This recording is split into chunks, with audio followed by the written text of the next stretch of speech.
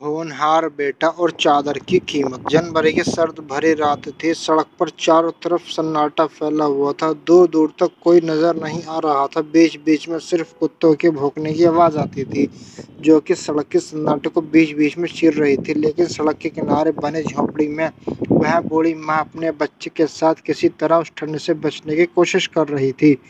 लेकिन फटी चादर और झोपड़ी में से आने वाली सर्द हवाएं उस माँ के बेटे के जीवन की बार-बार परीक्षा ले रही थी। वे दोनों जितना ठंड से बचने की कोशिश करते, ठंड उतनी ही बढ़ती जा रही थी, जिसके कारण उस बूढ़ी माँ से उसका बेटा बोलता, माँ क्या हम हमेशा ऐसे ठंड से कांपते रहेंगे? क्या हम लोगों के पास अपना पक्का घर और ओढ़ने के लिए कभी चादर नहीं होगी? जिससे ये बातें सुनकर उस बूढ़ी माँ का मन ही मन कलेजा कांप जाता था। लेकिन कभी जीवन से हिम्मत न हारने वाली वह बूढ़ी माँ अपने बेटे को सांत्वना देती कि बेटा, जब तुम बड़े हो जाओगे तो वो सब हमारे पास होगा जो तुम पाना चाहते हो। बस तुम अपने पैरों पर खड़े हो जाओ, फिर तुम इतना कमाना कि चादर की कीमत तुम्हारी कमाई से कम लगे, जिससे आसानी से तुम अपने लिए चादर खरीद सकते हो।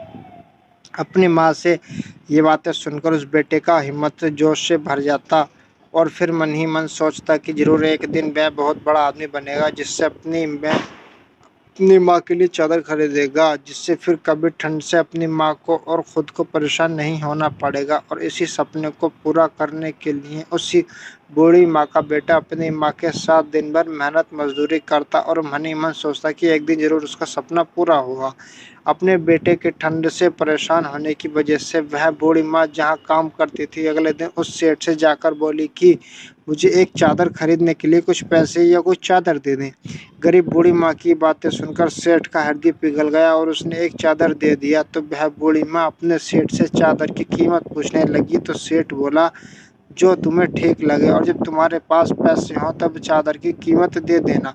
ये बातें सुनकर वह बूढ़ी औरत मन ही मन अपने सेठ को आशीर्वाद दे रही थी और उसे ये भी चिंता रहती थी कि वह उस चादर की कीमत कैसे चुकाएगी।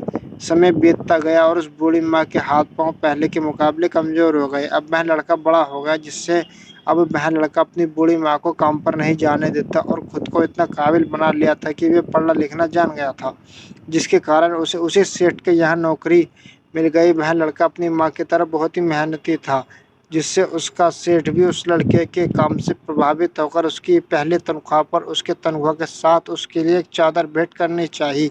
तो ये सुनकर उस लड़के की आंखें भर आईं और वह अपने सेठ से बोला कि साहब, आप जो चादर देना चाहते हैं उसे मुझे ना देकर अगर मेरी माँ को भेंट करेंगे तो शायद चादर की असली कीमत होगी, क्योंकि अगर आज इस मुकाम पर मैं पहुँचा हूँ तो शायद इसमें मेरी माँ का ही हाथ है और इसलिए इस चादर को मेरी माँ को भेंट करना।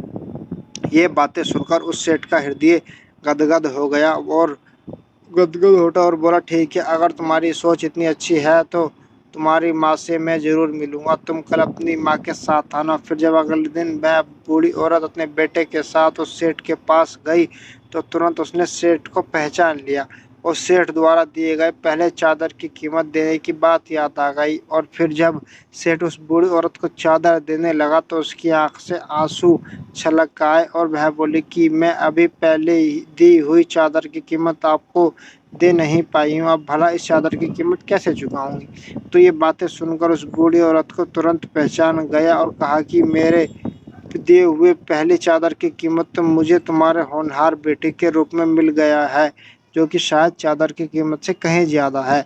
ये बातें सुनकर उस बूढ़ी माँ की आंखें भर आई थी और शायद आज पहली बार उसे अपने चादर की कीमत का पता चल गया था, जो कि कहीं ना कहीं उसकी ज़िंदगी में खुशी लेकर आई थी।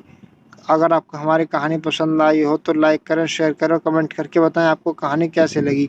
और हमारी कहानी सुनने के लिए बहुत बहुत धन्यवाद। हमारे चैनल को भी ज़रूर सब्सक्राइब करें।